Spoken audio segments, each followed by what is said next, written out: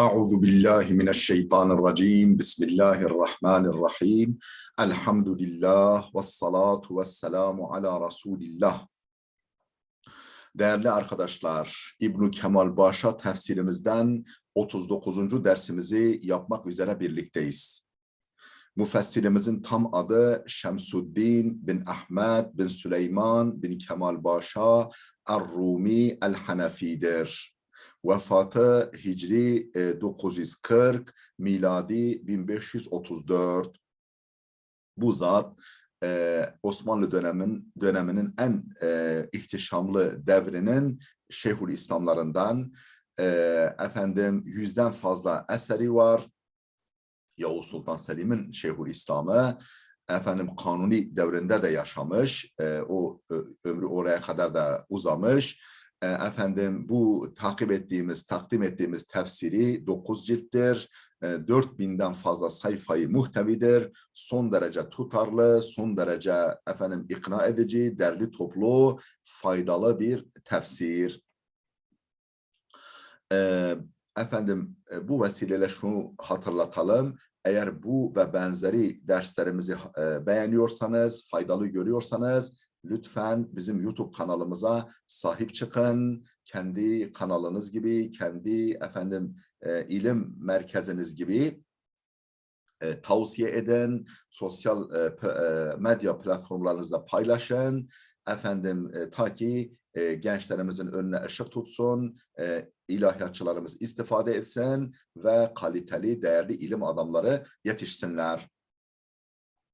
Bakara suresini işliyorduk. 27. ayete gelmiştik. Bir miktar bundan da okumuştuk. Neydi bu ayet-i kerime? 26. ayette deniyordu ki işte Allah örümcek ve daha küçüğüyle misal getirmekten çekinmez. Müminler bunun Rablarından bir hak olduğunu bilirler, bir hakikat olduğunu bilirler. Kafirler ise Allah bununla neyi kastettiği, neyi kastediyor derler. Birçok kimseyi Allah bununla hidayete erdiriyor, birçok kimseyi de saptırıyor. Peki kim sapıyor bu misallere bakıp kafası karışıp kimler sapıyor? Fasıklar. Kimdir o fasıklar? Allah'ın ahdini sıkı sıkı bağlandıktan sonra, Allah'ın ahdi sıkı sıkı bağlandıktan sonra o ahdi bozanlar ve yakta'une ma emarallahu bihi en yusala ve bitiştirilmesini, sürdürülmesini Allah'ın emrettiği bağları koparanlar, yeryüzünde fesat çıkaranlar, işte onlar hüsrana uğrayanların ta kendileridir. Bu ayet-i kerime buydu.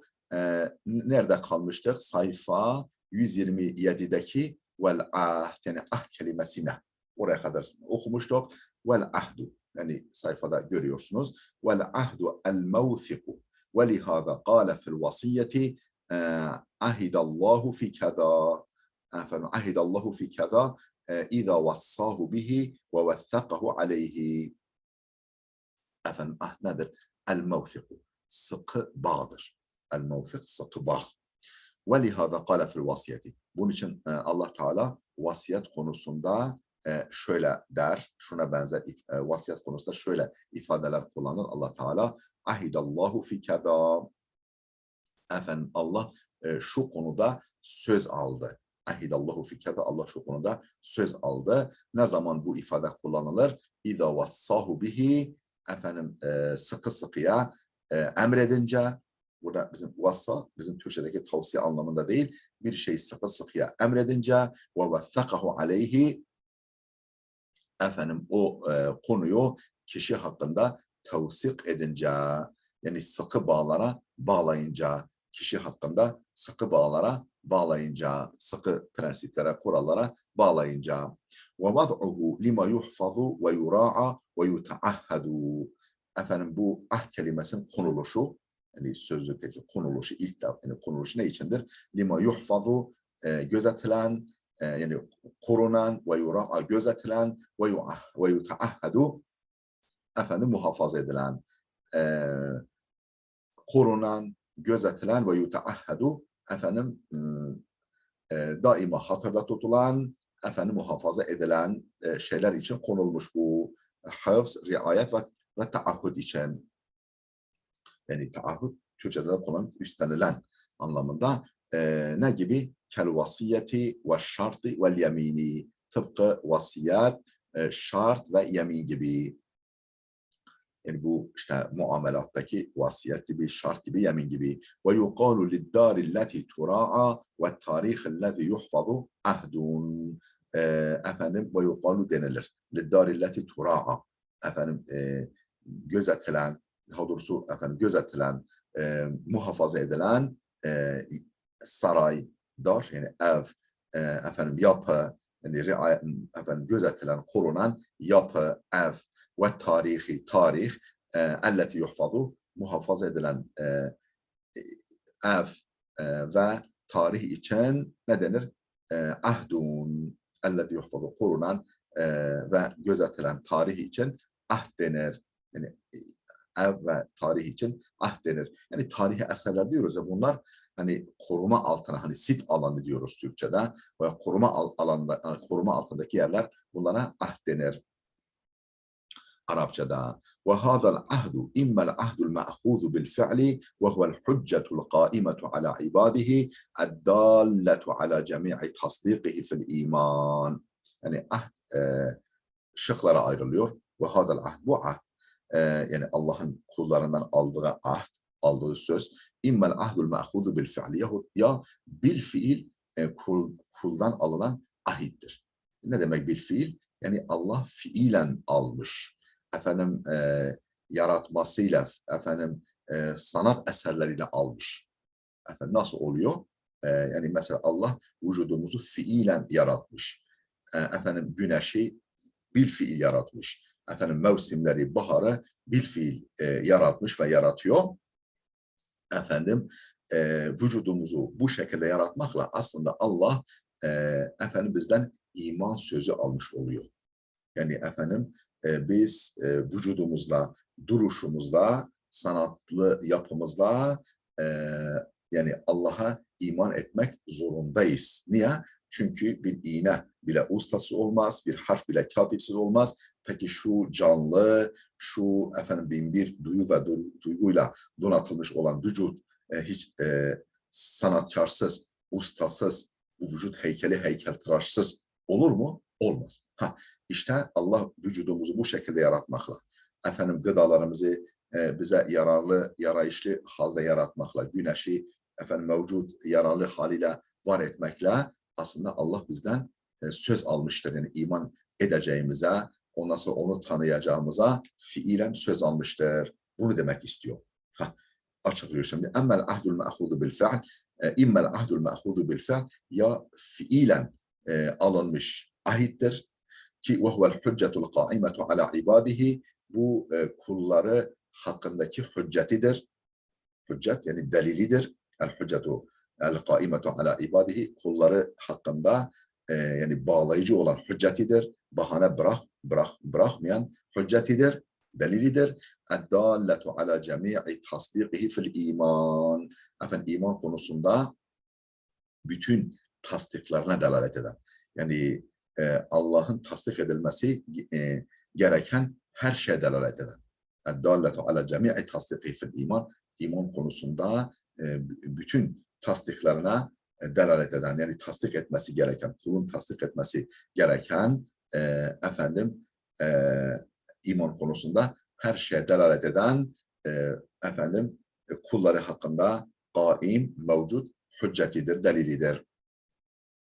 Ve ala hâzâ uvvile kavluhu teâlâ. İşte bu manaya göre şu ayet-i kerime tevil edilmiş. Ve ala hâzâ uvvile kavluhu teâlâ. İşte bu manaya göre şu ayet-i kerime tevil edilmiş. Ve eşhedehum ala enfusihim. Allah onları kendileri hakkında şahit tuttu. Yani bizim vücudumuz efendim bizim hakkımızda şahittir.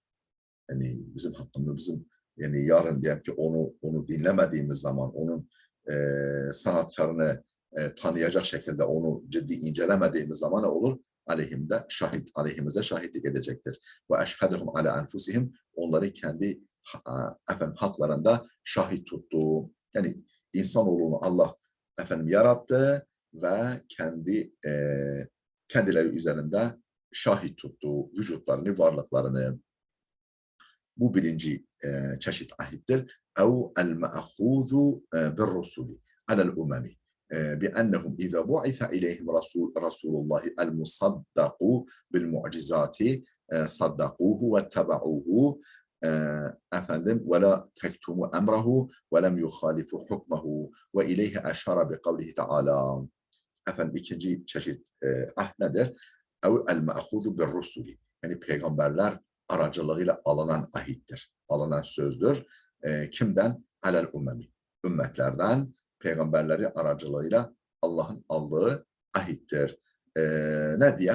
Be'ennehum izâ bu'isa ileyhim Rasulullah, ki kendilerine Allah'ın elçisi geldiğinde el-musaddaku bil mu'cizat, mucizelerle tasdik edilmiş, Allah tarafından mucizelerle tasdik edilmiş, Allah'ın elçisi kendilerine gönderildiğinde saddakuhu, onu tasdik edeceklerine, ve tebauhu, ona tabi olacaklarına, ve la tektumu emrahu, onun durumunu gizlemeyeceklerine.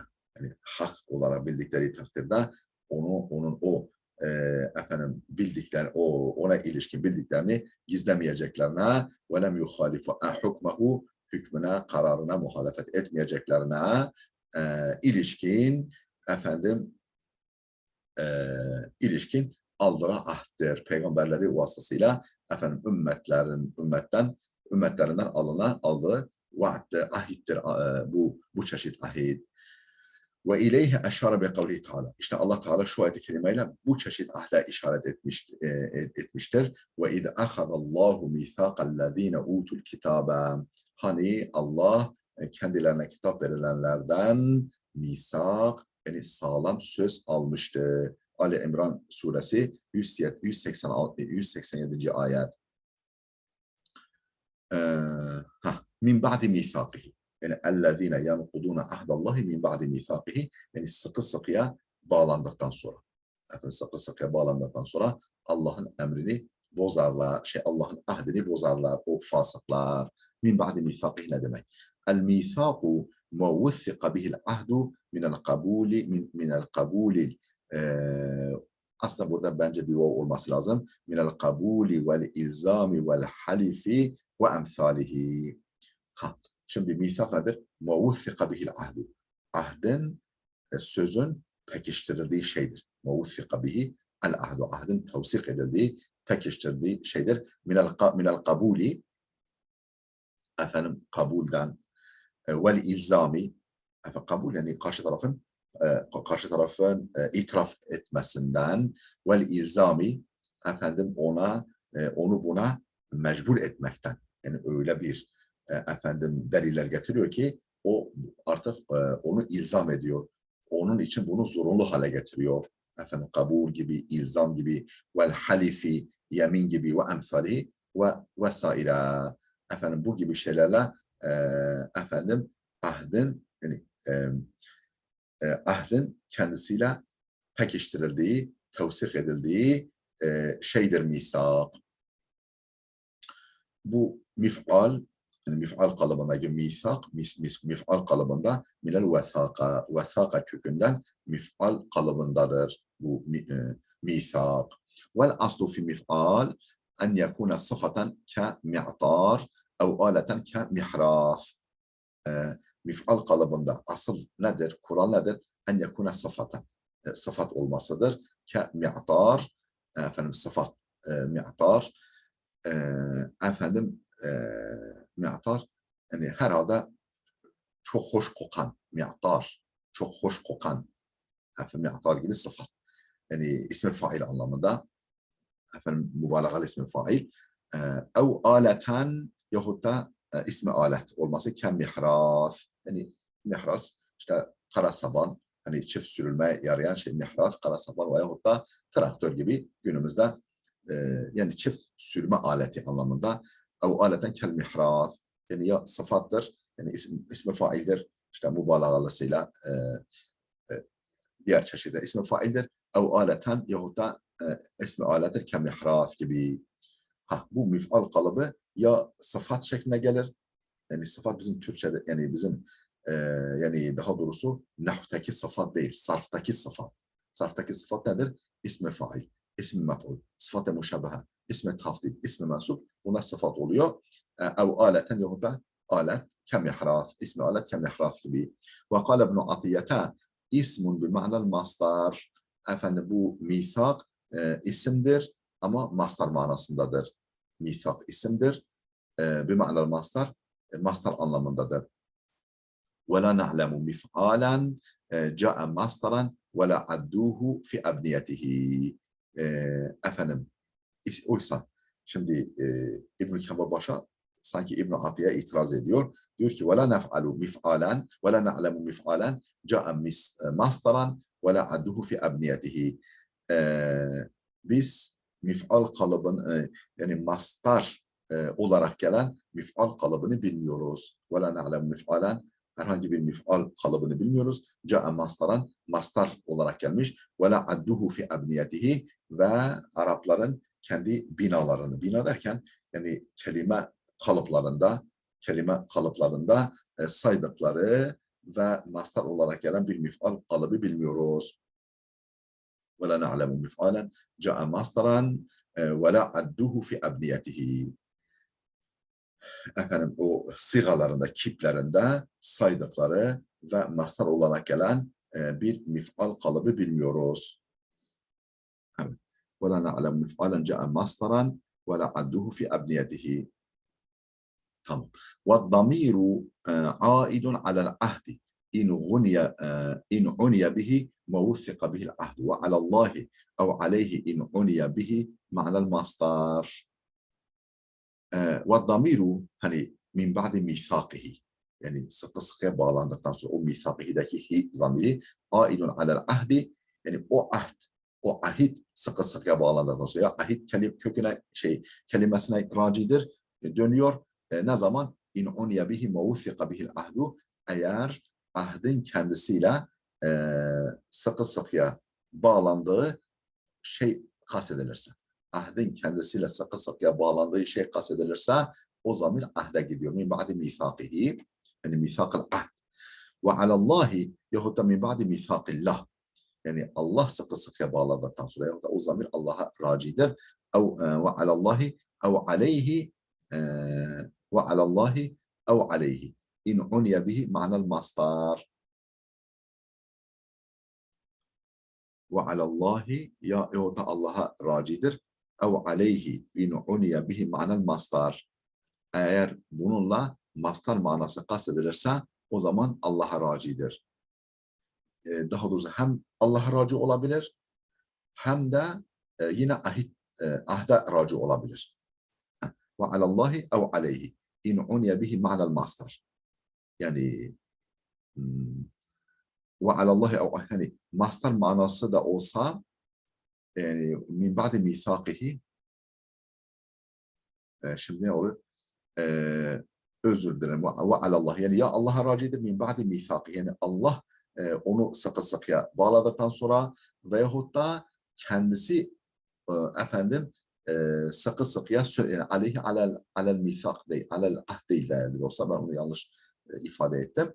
Efendim bu aleyhideki zamiri sanırım kişinin kendisi ya Allah'a racidir yahut da kişinin kendisine o efendim fasıka yani o sözü veren kişiye yani ya Allah sıkı sıkıya Allah o sözü sıkı sıkıya aldıktan veyahut da efendim kişi o konuda sıkı sıkıya söz verdikten sonra yani o söz veren şahsa veyahut da Allah'a racidir. İn uniye bihi ma'nel mastar eğer mithaktan mastar manası kastedilirse bu böyle arkadaşlar bu son karar. Ve yakta'une ma emarallahu bihi en yusala. Allah'ın efendim sürdürülmesini, efendim bitiştirilmesini, koparılmamasını emrettiği şeyi koparırlar. Yahtemilu kulle kati'atin.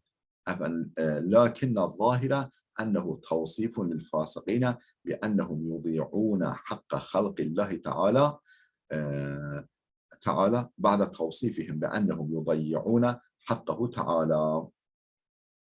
Efendim yahtemilu kulle kati'atin. Yani her türlü tırnak içine bağı koparmaya muhtemeldir. yahtamilu ihtimali vardır. Yahta'una koparlar derken ne? Kulle katiatin efendim her türlü koparmaya, her türlü bağı koparmaya ihtimali vardır.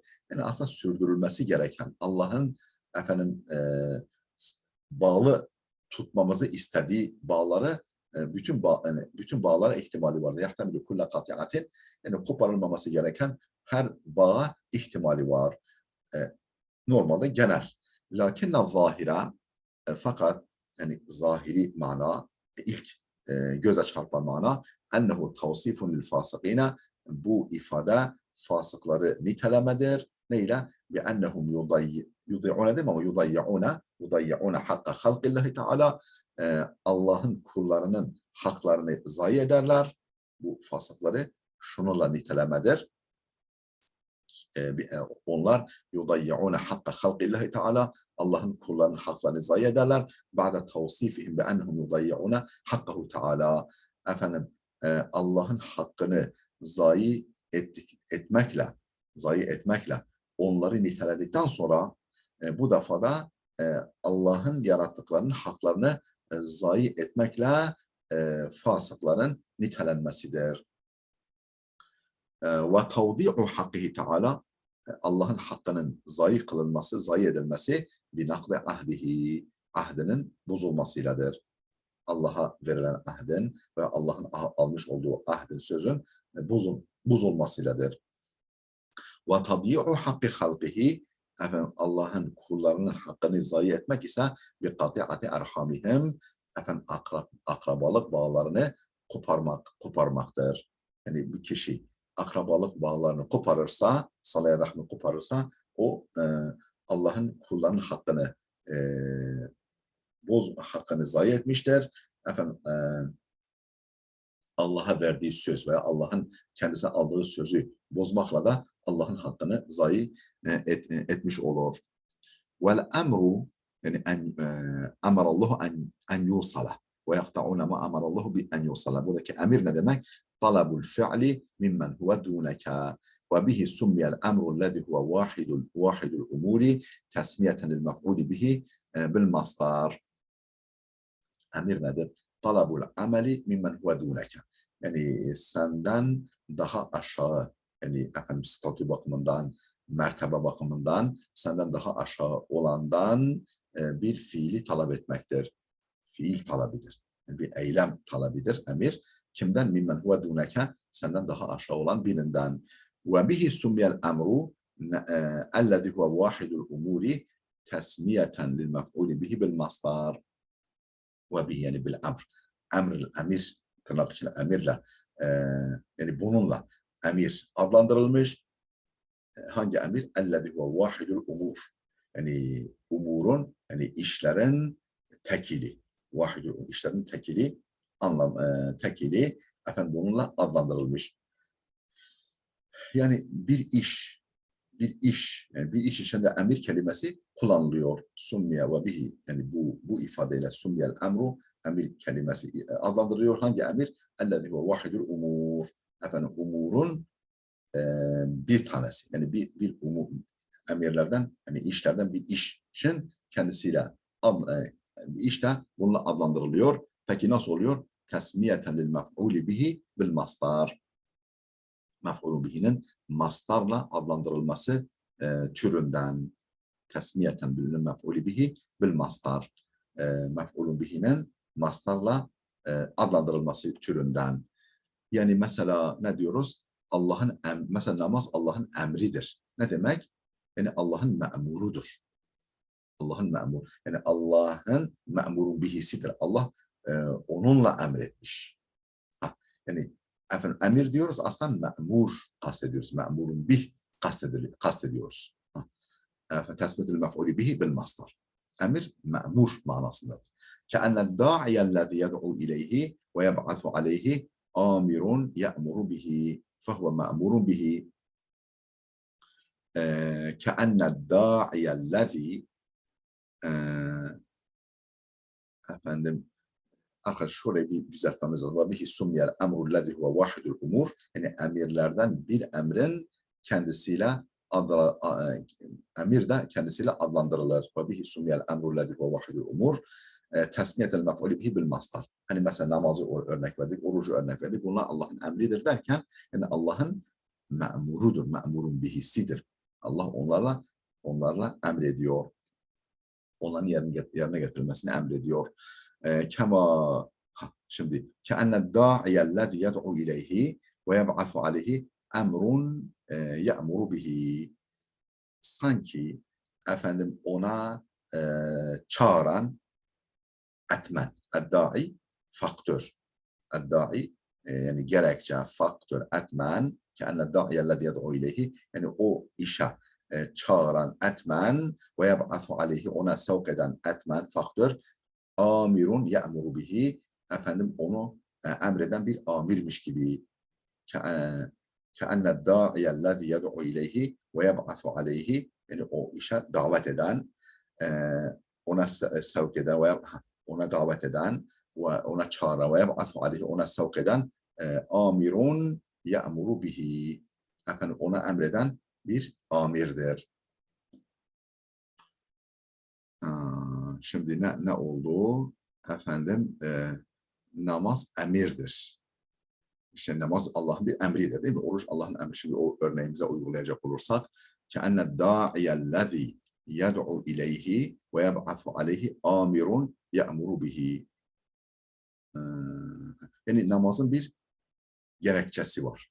Değil mi? Namazın bir mesela namaz eyleminin bir gerekçesi var. O da nedir? Efendim işte inna salate kanet alel mu'mine kitabı mevkuta. Yani işte namaz müminler için belli vakitlerde kılınması gereken bir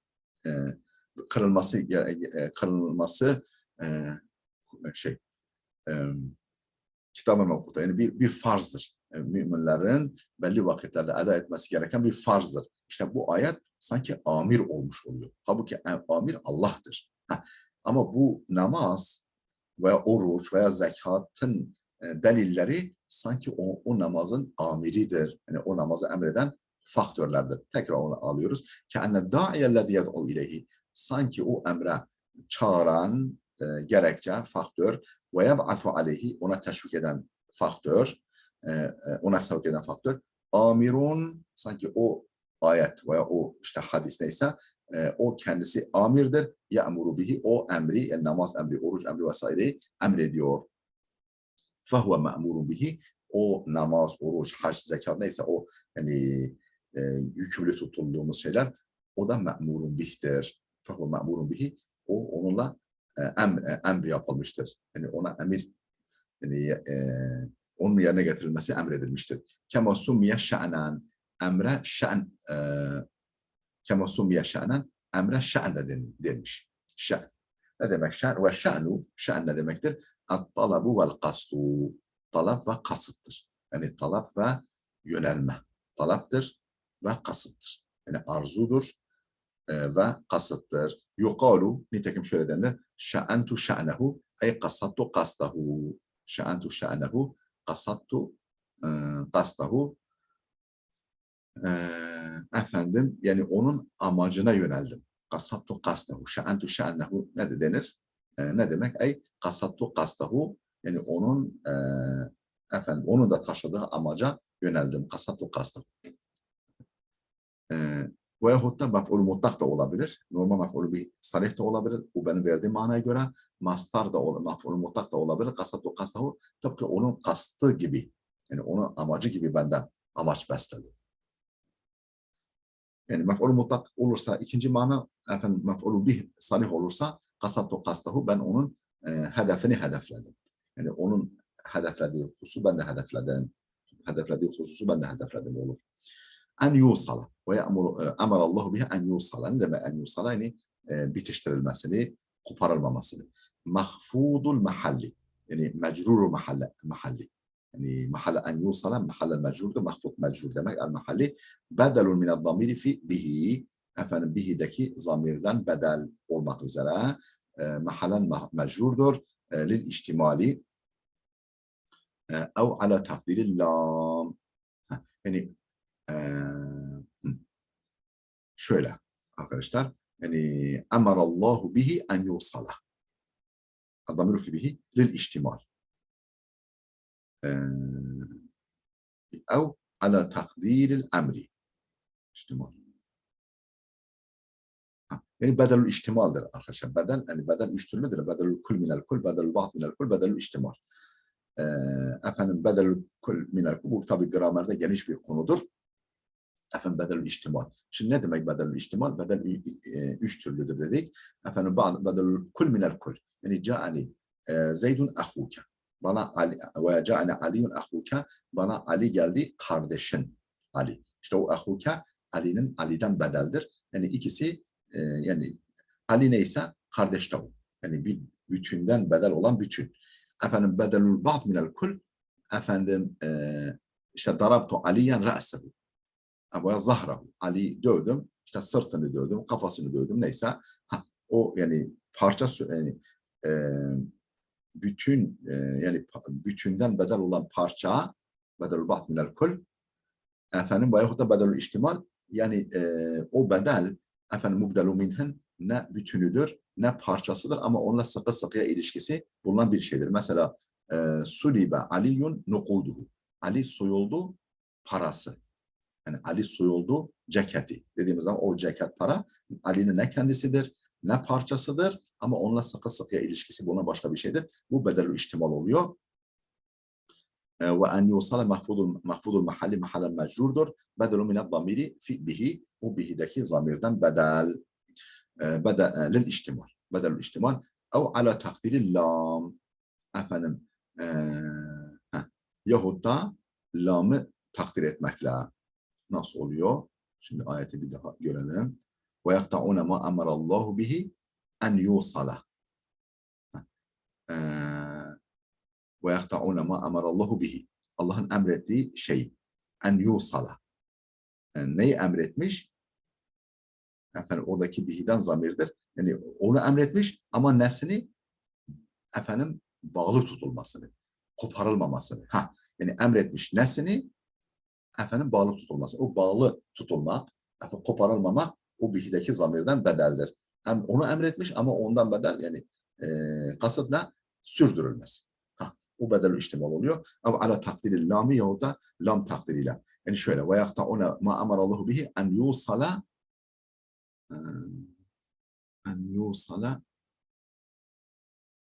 li en yusala. O zaman şöyle ve yakta'una ma amarallahu bihi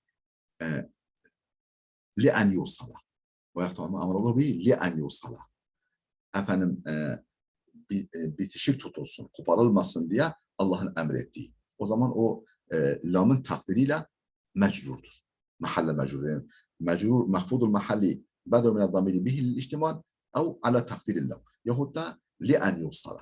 Ve yakta'una ma amarallahu bihi li en yusala. Orada bir lam gizlidir. O lam harfe cer ya. Harfe cer olduğu için o da en yusala'da mahallen mecrurdur. Ve yufsiduna fil ardı. Yine o fasıkların niteliklerini sayıyor, özelliklerini ve yeryüzüne fesat çıkarırlar. Biqat'az zar'i ve nesli ve heycil hurubi ve fitani ve ihdathil harci ve merci ve lidalike efendim ve lidalike qusira fi kavlihi ulaike humul khasirun. Ve yufsidune fil ardı. Yeryüzüne fesat çıkarırlar. Ne ile fesat çıkarırlar bu fasıklar? Biqat'az zar'i. Efendim ekinleri ne diyelim kesmekle. Ekin biqat'az zar'. Yani ekinleri efendim koparmak, ondan sonra kesmek, ziyan etmek. Ekinlere zarar vermek ve nesli ziyan etmek. Biqat'az zar'i ve nesli. Şöyle mesela değerli dostlar günümüzde ne oluyor? Hani ziraaten, mesela buğdayın, pirincin, bilmem benzeri şeylerin genleriyle oynamak. Öyle bir genleriyle oynanıyor ki o tohumlar efendim ne oluyor? Kısır kalıyor. Mesela bir sene ekersin, ertesi sene o tohumdan çıkan tohumları ekersen tutmayabiliyor. İşte bu ve yakta'une zara'a. Yani ziraati tabii keserler, zarar verirler. Burada tabii çünkü o zaman genlerle oynamak yoktu ama günümüzde mesela bu daha net bir şekilde ortaya çıkmış. Ve kat zar'i ve nesli kesmek. Yani öyle yöntemler oluyor ki, işte aşılar, benzeri şeyler oluyor ki efendim insanın neslini keser, insanoğlunu kısır bırakır, insanoğlunu efendim soyunu, neslini keser. Yani ziraati ve nesli kesmek suretiyle efendim yeryüzüne fesat çıkarırlar. Yani ziraate, ekine, efendim gıda maddelerine, yani sebzesine, meyvesine, tahılına zarar verici durumlarda bulunmak, eylemlerde bulunmak ve nesli de kesmek. Ve heycil hurubi vel fiteni, efendim harpleri, savaşları ve fitneleri ateşlemek. Heyc, böyle kızıştırmak. Heyc. Kızıştırmak, el hurubi vel fiteni, savaş ve fitneleri kızıştırmak ve ihdathel herci vel merci, efendim herci merc anarşi demek, anarşi meydana getirmek. Ve lidalike kusira fi kavlihi, efendim bunun için kasr yapıldı. Fi kavli şahiteke ulaike humul hasirun. Yani bakın kasr yapıldı. Yani husran onlara indirgendi. Ulaike işte onlardır. Ulaike işte onlar humul hasirun. Efendim husrana uğrayanların ta kendileri onlardır. Yani sanki onların dışındakiler husrana uğramamışlar. Efendim başkalarının husranı onlarınkinin yanında çok yani zayıf kalır. Husrana uğrayanlar da onlardır. El hasara aleyhim. Daha doğrusu o zaman şöyle diyeceğiz. Düzeltiyorum. Ve lidalike kasara fi kavlihi, bunun için Allah kasretmiş, hasretmiş şu ayet-i kerimede el hasara husranı aleyhim, onlara hasretmiş, onlara kasretmiş. Niçin? Li hurucihim an muktadal fıtrati واستبدالهم ظلمة الجهل بالنور الفطري والغواية بالهداية الأصلية التي هي نور العقل والنقض بالوفاء والقطع بالوصل والفساد بالصلاح efendim والعقاب بالثواب. Niye böyle? Allah husranı onlara indirgemiş, onlara hasretmiş. لِخُرُوجِهِمْ عَنْ مُقْتَدَى الْفَطْرَةِ. Çünkü fıtratlarının gereğinden dışarı çıkmışlar. Fıtratlarının yani manevi yapılarının gerektirdiğinden dışarı çıkmışlar. Gerektirdiğinin dışına çıkmışlar onlar. وَاسْتِبْدَالِهِمْ ظُلْمَةَ الْجَهْلِ بِالنُّورِ الْفَطْرِيِّ. Efendim o fıtri nuru, yani vicdan dediğimiz o doğuştan gelen nuru, Allah'ın doğuştan verdiği nuru cehalet karanlığıyla değiştirmişler. Yani o fıtri nuru verip terk edip cehalet karanlığını almışlar. Bunun için vel gavayete bil hidayeti, efendim hidayeti verip yani hidayeti terk edip dalaleti tercih etmişler. Vel gavayete bil hidayetil asliyeti elleti hiye nurul akli, efendim akıl nuru denilen akıl nuru, akıl ışığı denilen asli hidayetle gavayeti değiştirmişler. Yani akıl nuru denilen o asli hidayeti verip terk edip efendim o sapkınlığı, dalaleti tercih etmişler. Ve nakda bil vefai. Efendim vefayı bırakıp nakzı tercih etmeleriyle.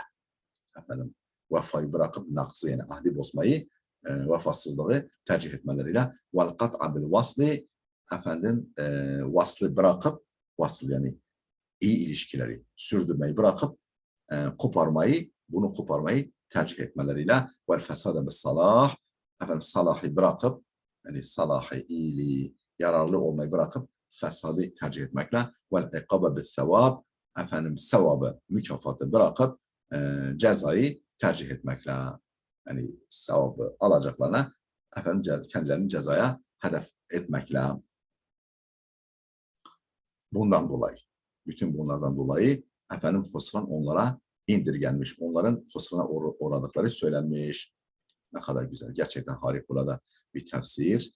Değerli dostlar. Efendim değerli dostlar, burada dursun. Videomuz fazla uzamasın. Efendim gelecek dersimize kadar Allah'a emanet olun.